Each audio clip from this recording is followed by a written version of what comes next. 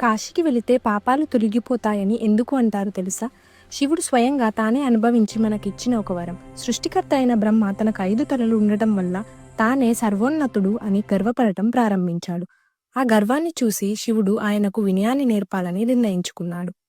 అప్పుడు శివుడు కోపంతో బ్రహ్మ యొక్క 5వ తలని తెంచేశాడు. కానీ బ్రహ్మ సృష్టికర్త కావడం వల్ల ఆయనను గాయపరచడం బ్రహ్మహత్య పాపంగా మారింది. ఆ పాపం వెంటనే శివుడిని అంటుకుంది.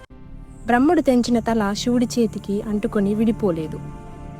ఆ పాపం నుంచి విముక్తి పొందడానికి శివుడు భిక్షాటన రూపం తీసుకున్నాడు. శివుడు ఒక యోగిలా ప్రపంచమంతా తిరుగుతూ భిక్ష అడిగాడు. ఆయన చేతిలో ఉన్న బ్రహ్మతలనే భిక్షపాత్రగా ఉపయోగించాడు. చివరికి శివుడు కాశీలోని వారణాసి నగరానికి వచ్చినప్పుడు ఆ పాపం పూర్తిగా తొలగిపోయింది. అక్కడ బ్రహ్మతల ఆయన చేతి నుండి విడిపోయింది. అందుకే కాశీ పాపాలను తొలగించే పవిత్ర క్షేత్రంగా భావిస్తారు. ఈ కాశీ మహిమ గురించి మీ అభిప్రాయం ఏమిటి? వీడియోని లైక్ చేసి హరహర మహాదేవ్ అని కమెంట్ చేయండి.